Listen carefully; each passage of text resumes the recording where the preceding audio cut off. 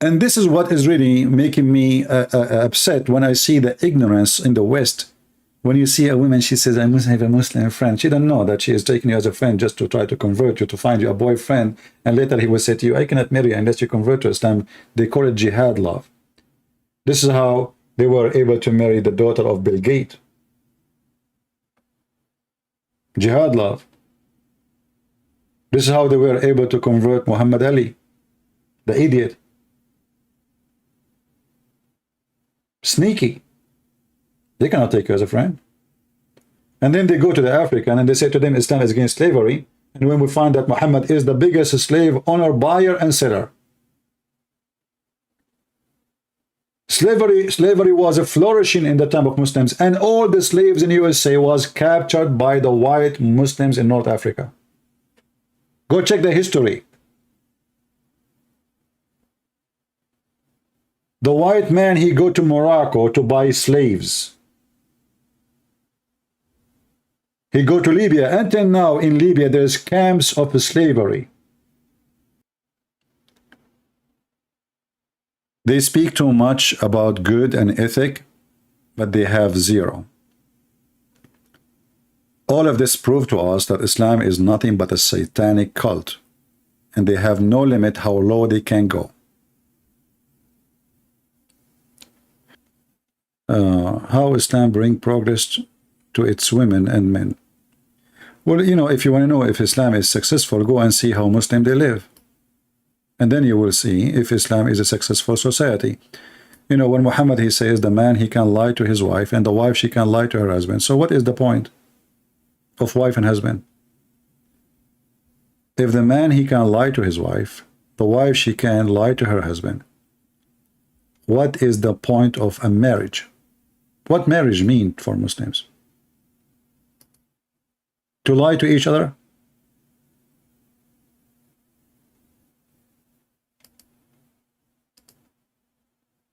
If I cannot even trust my wife and you cannot trust your husband, what is the point of this religion? And how that will fix society? How a man, his name is Muhammad, he is a prophet of Allah,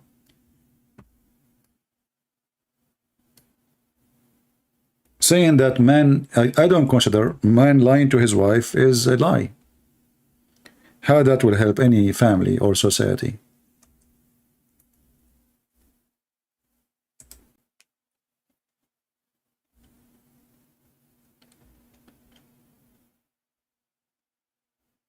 I understand when he said like you can lie in the wartime, no problem.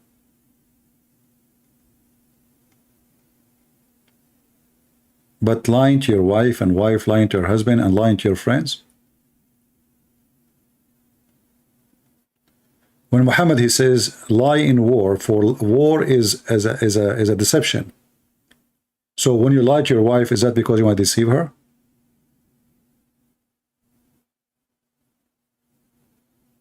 When the wife, she lied to her husband, is that to deceive her or to deceive him? And here you see that, you know, Christianity and Islam, they don't match in anything. Even the Muslim, they use some names which is we are familiar with, like Moses, and even Jesus' name is wrong, Mary, Abraham, but it doesn't match in anything.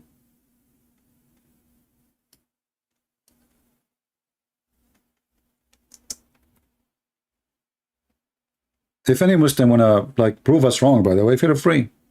You see how many hours I'm here? The same as yesterday. Still no Muslim, they are ready to refute us.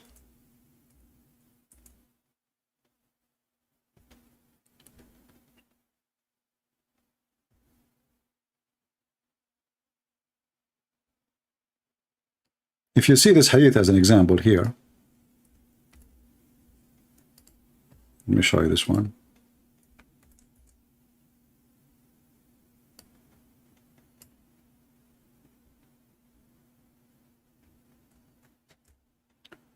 A Muslim man should not lie except in 3 cases. A man lying to his friends, a man lying in war, a man speaking to his wife, and a wife speaking to her husband.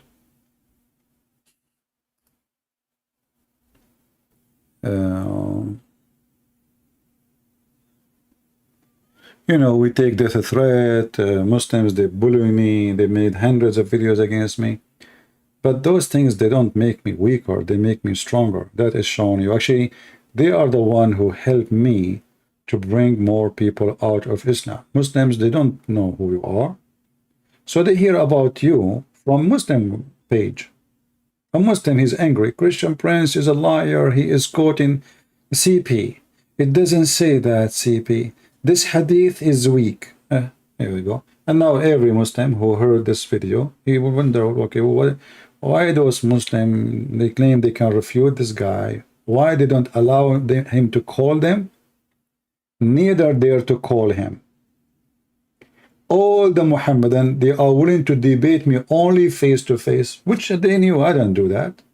For many reasons, you know, I'm not seeking to be famous, you know, cameras and videos. I don't care. If I'm a person who care for that, I will open my camera and, you know, I will say, oh, see me.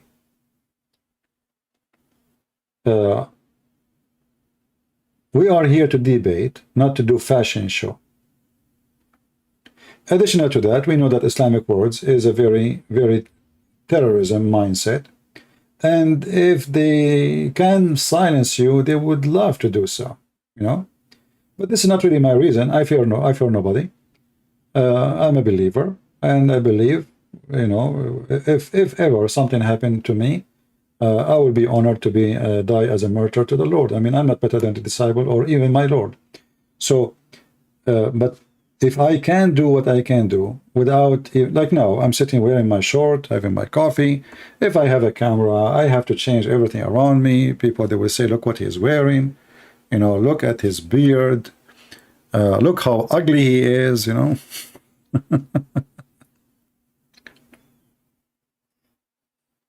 I'm here to exactly to expose their lies. I'm not here to do a movie. What is the use of a Muslim going to Hajj? It's just a way to make money. You see, when Muhammad, he ordered the disbelievers, they cannot enter Mecca, then the Muslim, they felt the effect of that. Imagine you say only Muslim can go to Las Vegas. And the Muslim at that time, they were little number. So who is going to play in the casino? The few will not support the business. So the Hajj was always a place of making money. So there was 16 Kaaba in the Arabian Peninsula, and the Kaaba in Quraysh was one, in Mecca was one of them. Kaaba simply is a practice the Arab used to have, and not only Arab, even other nations, to attract businesses, travelers. So you come to the Hajj. Hajj is not something new. It's not Islam who made Hajj. Hajj exists before Muhammad. Muhammad, he just carried on with the same pagan practice. So they used to do Hajj before Islam. They used to go around the Kaaba. They used to touch the black stone. They used to, you know, worship stones. And they used even to go naked around the Kaaba, totally naked. But this is not only the people of Quraysh or Mecca. It was many places in the Arabian Peninsula. And Mecca is a counterfeit of the temple of Al-Makkah in Yemen. If you search for temple of Al-Makkah,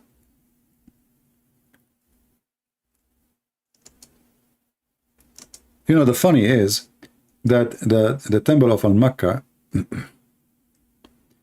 I remember a long time ago, I said the temple of Al-Makkah is a temple for the moon god. Somebody sent me a long article made by a scientist saying it is the temple of the sun. You know? And he sent me another article. It is the temple of the sun. And I insist that this is the temple of Al-Makkah. It is the temple of the moon for a very simple reason. The Sabian, they are the one who built that temple, and that temple belonged to them. And this is the moon god religion. And lately they discover that yes, the temple of Al-Makkah is the temple of the moon god. they thought for a long time it is the temple of the sun, you know, but it's not. The Sabian, which Muhammad he promised the Sabian to be in heaven, you know. The Sabian is the one who is behind the temple of Al-Makkah. Actually, even the Sabian, you know, Sabian, their religion was the biggest ever in the Middle East before Christianity, to the point even the Pharaoh and the Egyptian, the Sabian at least, they believe that the Pharaoh, he was a Sabian. He was one of them. This is why if you go to the books of the Sabian, you will see that they insult the God of the Jews, Adonai. The reason they insult Adonai, because he is the one who killed their great man, the Pharaoh. So they believe in the story, which is happening to Moses, or they've been witnessing that story in the time of Moses. But because the God of Moses is the one who killed the Pharaoh, who is one of them, then he is the enemy. You can go and search for the God of the Mecca. This is actually Mecca, I think it's coming as a copy from the original name. Mecca is a counterfeit of this temple. This is a huge temple. This is not just like a Kaaba, a little tiny room, you know. This is a very big, you know, building. No, not much left of it, but it used to be something really huge and really big. So the temple of Al-Makkah in the ancient ruin of Yemen, if you go, actually, let me show you. If we go right now to the Kaaba,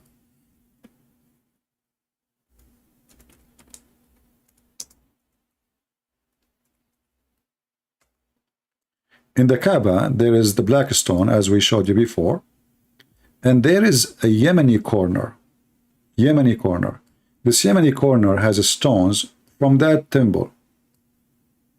From that temple. So what the Arab are trying to do, let me make it more clear. If you look with me, you will notice that those rocks, they don't match. I mean, there's different rocks from different places. They are not coming from one place. And they look different from the rest of the stones. And the Muslim, they open the skirt of the Kaaba. The skirt, by the way, is a pagan practice. For the Kaaba is have a vagina, the black stone. So they put a skirt on her, you know, to cover her. So the Yemeni corner, the Muslim, they have to touch it in order, and to touch the black stone in order to get their sin erased. Now, if you ask a Muslim why it's called the Yemeni corner, they say because it's facing Yemen. This is a false reason, because those stones are taken from the Yemen temple. So it's like, you know, some Christian, they bring the bones of a saint from a place to different place, a church, and supposedly that will make this church more, you know, have a more value, which is not really right.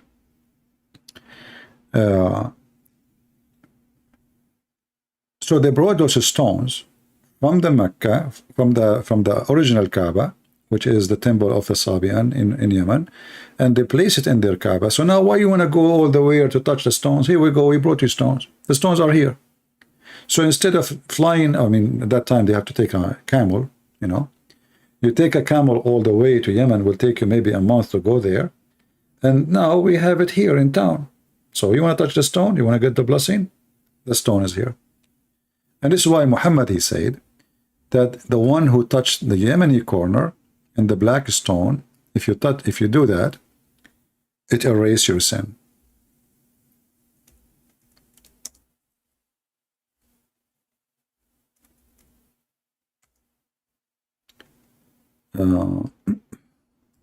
Let us find the hadith.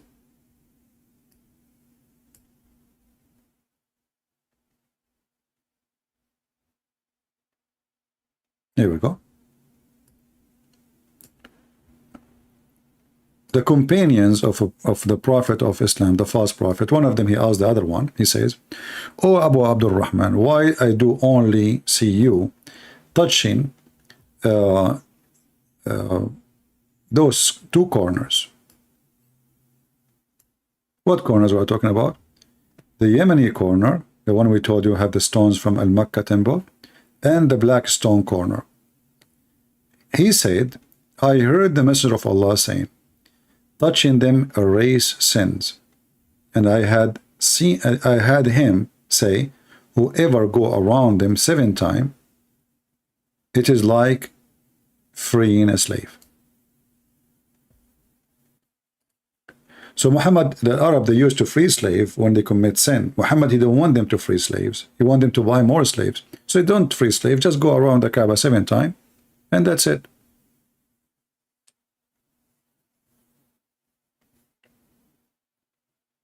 A Muslim, his name is Abdullah Marzouk, saying, "A'udhu billahi minash shaitan ar-rajim."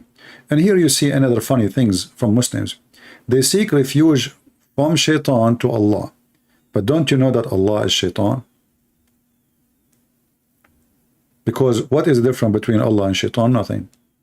Here we go. He just made you, he converted you to a religion, make you believe that stones erase sin.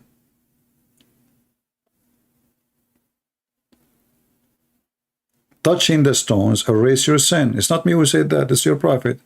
If you want to say to me this is da'if, this is not da'if. Play a different game. And by the way, even da'if is accepted.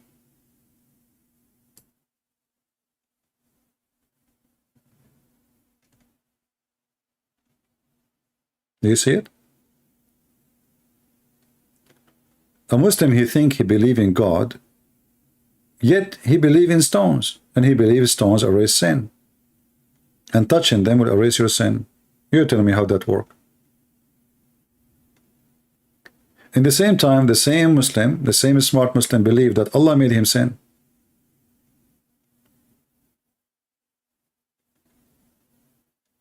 Right? I mean, even the word sin in Islam does not make sense, because Allah is the one who make people sin. The Muslim believe in destiny. Everything you do, anything you do, even fornication, it is not your decision. It was made by Allah before He created you. So what is sin?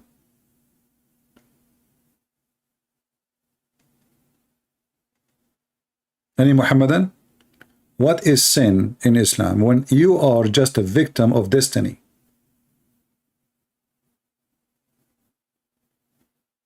Because they don't work together.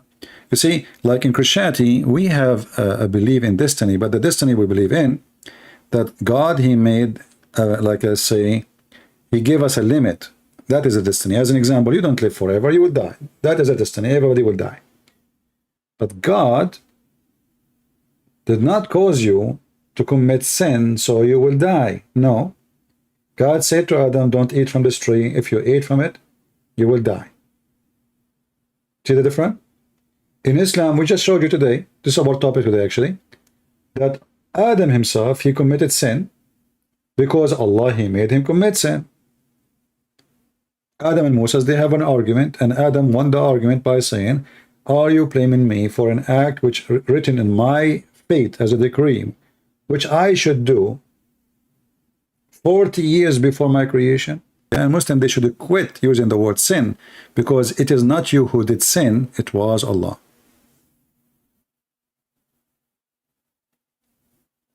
Any Muslim have something opposing this? Any Muhammadan, he is not agreeing, he want to prove me wrong?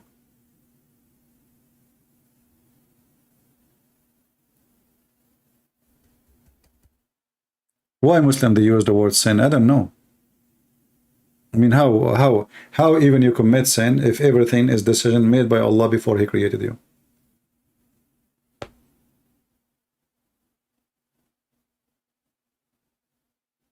When a Muslim he commit adultery, did he really commit adultery? The Quran say no. Muhammad he say no.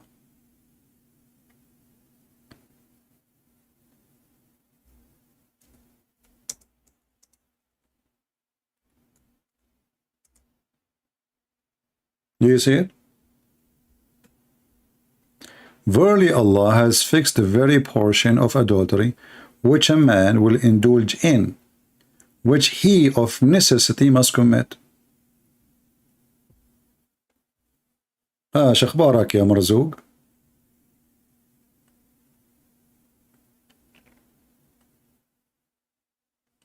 اخرس.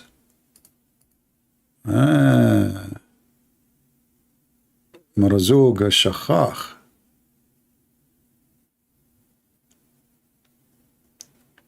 من شخ يشخ شخخاخا قرآنا. So when you commit adultery, you don't make a decision to commit adultery. Allah, He made that for you, and you have to do it.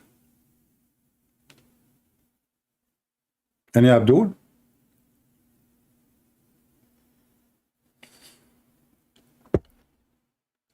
Any smart Abdul?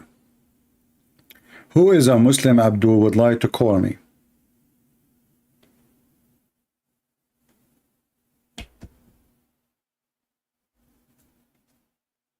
Huh?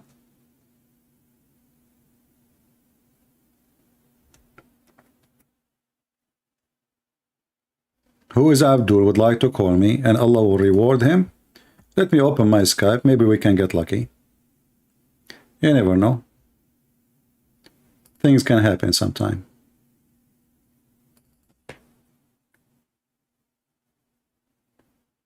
Okay, we are logging into Skype.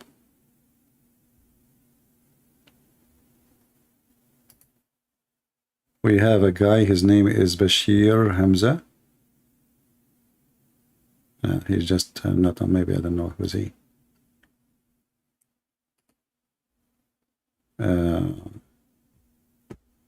Let us see this Muslim here. I don't know who's he.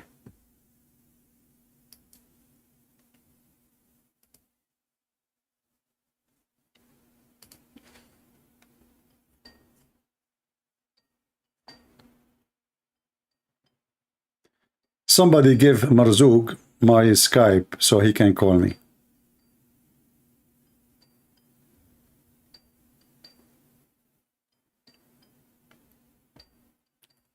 We are calling this Muslim, but I don't know, he's not answering.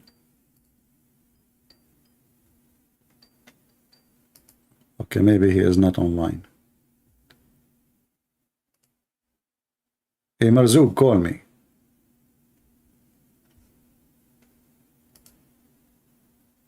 By the way, if you are from Indonesia, Pakistan, anything, and you have a sheikh, he claimed that he can debate us or answer us, we welcome them to join us.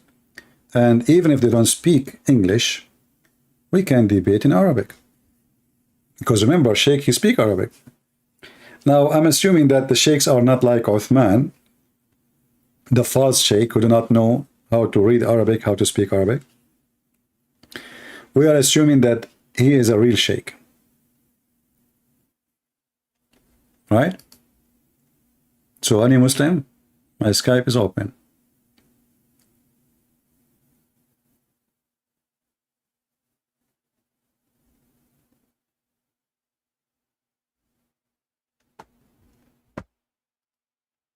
Until now, I don't see.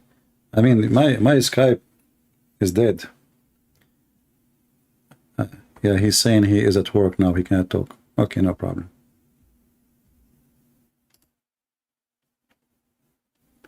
Do we have any Muslim would like to join us and tell us something good about his prophet? Mayday, mayday, mayday.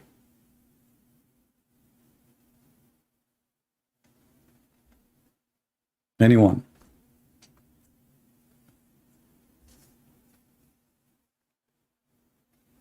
مرزوق شخبارك؟ ايش رايك يا ول؟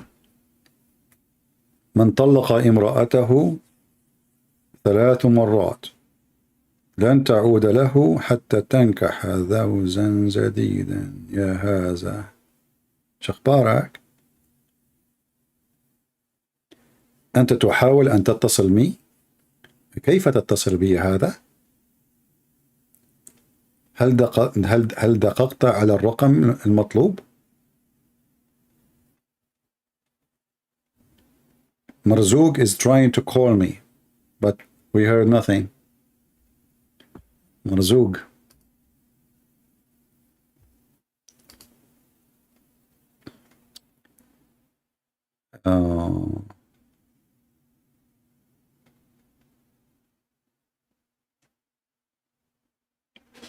اتصل يا مرزوق، قال له يا مرزوق لو لبسوك ما ضربته، من وين تشا؟ قال له هي من الخناقة. So مرزوق come buddy.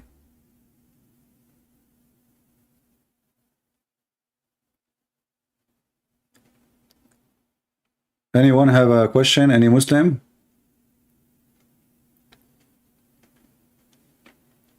We can take calls from Christians if somebody have a question.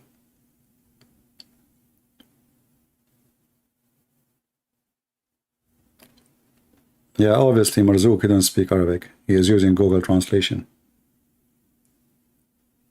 Well, thanks to Google, he is better than the Prophet of Allah. He speaks all languages. Muhammad, even his own language, he cannot even write his name, according to Muslims.